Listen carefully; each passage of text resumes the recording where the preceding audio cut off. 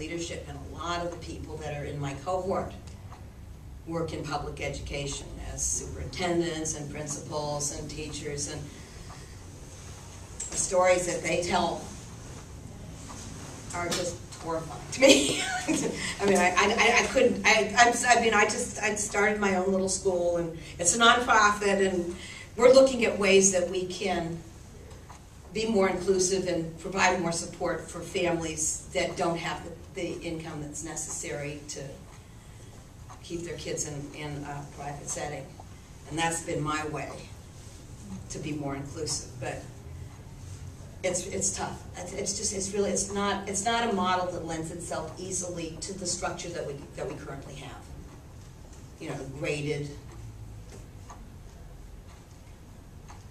You know, just the thought of having, you know, 30 or 40 kids in one room that were treated are 3 different ages, and you know the teacher didn't have a lesson plan that she was giving everybody is daunting to somebody that's traditionally trained. So that's my take on it. What a question. Do you think there are any children that Montessori is not right for, or do you have any, you heard people say that, or do you think that there's a certain type of child that it just doesn't work for? I think that there are families that Montessori doesn't work for. And if a child, again, you know, is part of a family system, and if the parents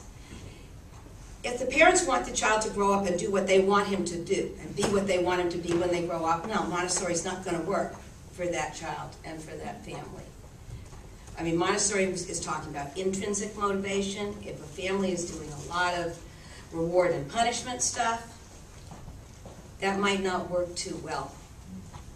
That child there might be too much of a dichotomy between home and school.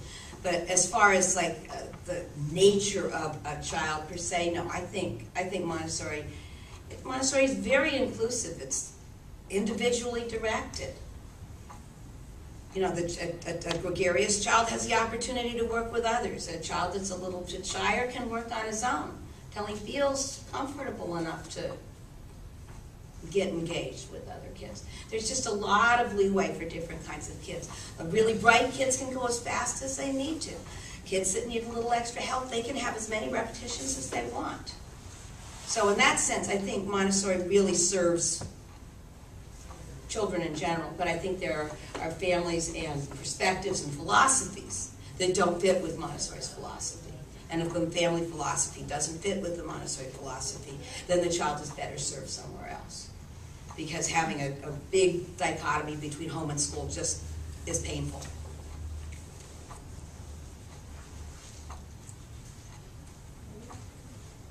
Yeah?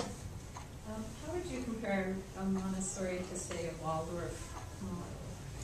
Okay, I'll try that one. Don't quote me.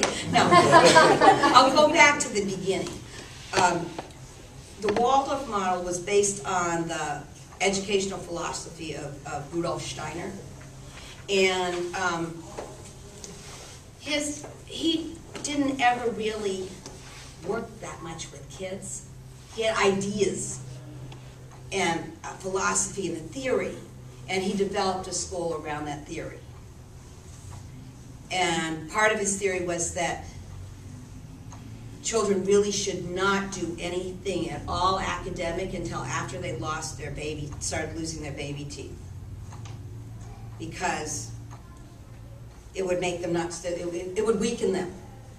Intellectual effort before they were physically ready would weaken them physically, was one of his ideas.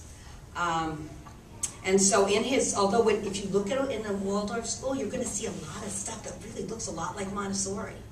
Because they both believe that, you know, natural fibers and cool colors and, you know, really exciting manipulative things should be on the shelves. But Waldorf, especially for the child between 3 and 6, is primarily fantasy-based. And Montessori is very much grounded in real life experience. So the story that I always tell when people ask me this is I say, well, if a child was playing out in the garden in a Waldorf school and they picked a flower, the teacher would say, oh, don't pick the flowers because then the flower fairies will cry. And if a child went out in a Montessori garden and picked the flower, the teacher would say, you know, if you pick that flower, it's going to die. But since you've done that, we'll use this as an opportunity to look at the parts of the flower. And she'll take them out and show them, okay, these are the petals are called the corolla, and this is, so that's kind of how I see the difference between the two of them. As kids get older and more academics are introduced into the Waldorf environment and more fantasy is introduced into the Montessori environment, you may see that a little bit more similarities. But in their roots, they come from two very different places. Yeah. I guess to follow up on that a little bit, I think I'm struggling a little bit about why that dichotomy needs to be so strong. And it's sort of like one place can be in the heart and spirit and imagination and creativity, and the other one's got to be rational linear mind, and never the twain shall meet, is how it feels to me. And having experienced both and found, you know, benefits of both. And so, you know, I just see kids that thrive so much with learning through storytelling, and so that killing of the flower, and, you know, we all have fables, and we learn from fable, and so there's something about capturing the imagination, and I'll see it even in parenting, where if I say, you know, we need to go to bed, if we don't sleep well, we're going to be tired in the morning, this rational explanation, and I'm going nowhere, and then all of a sudden it's like, oh my goodness, the last train to Paris is going, and if we don't get on that train, we're going to, and go, we're there, and we're in bed, you know, and it's like, so why not use the story, right?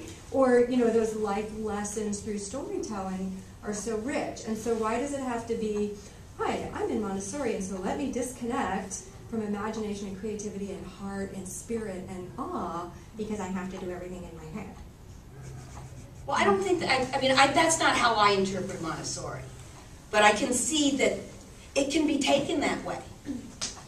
But in Montessori, I think when Montessori is talking about imagination, she really has a huge amount of respect for the imagination.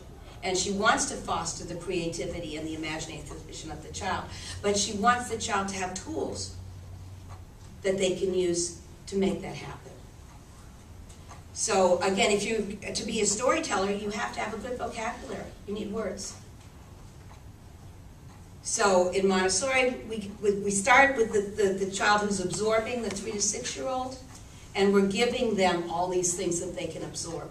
And then as the child moves into the older, you know, from 6 on, when they can tell the difference between fantasy and reality, that's when we begin to really appeal to their imagination.